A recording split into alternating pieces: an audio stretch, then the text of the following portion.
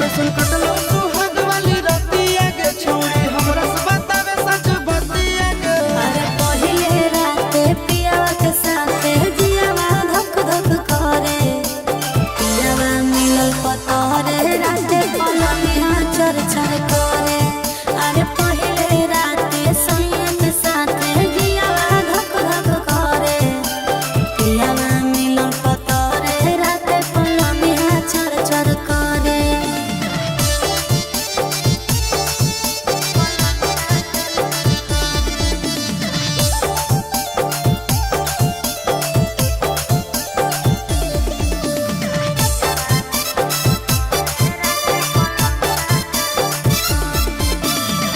घोड़ा में साटा के पियावा दियावा बुताया रे, घूंघटा उठा के सैया जतरा बनाया रे। मुँह देखाई में छौड़ी कुछ मिला लौके ना, तोर जवानी के पानी में फूल खिला लौके ना। अरे कबो ऊपर कबो नीचे चिजवा मोर धरे, पियावा मिलल पतरे राते पलंगिया चर चर करे। अरे पहिले राते पियावा के साथे जियावा धक धक करे, पियावा मिलल पतरे राते पलंगिया चर चर करे।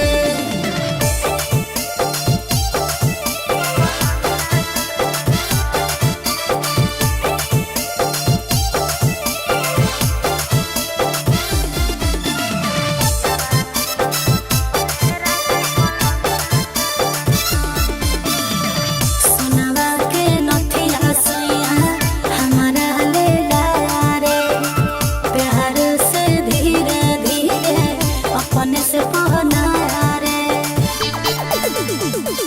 कि नंदन आशीष की सतोरा कहिला कहके ना, चंदन उठावा जुठाई के हिस्सा देला कहके ना। अरे कोच से जे टच कैला कहू जियावा मन हो रे, पियावा मिलल पतरे राते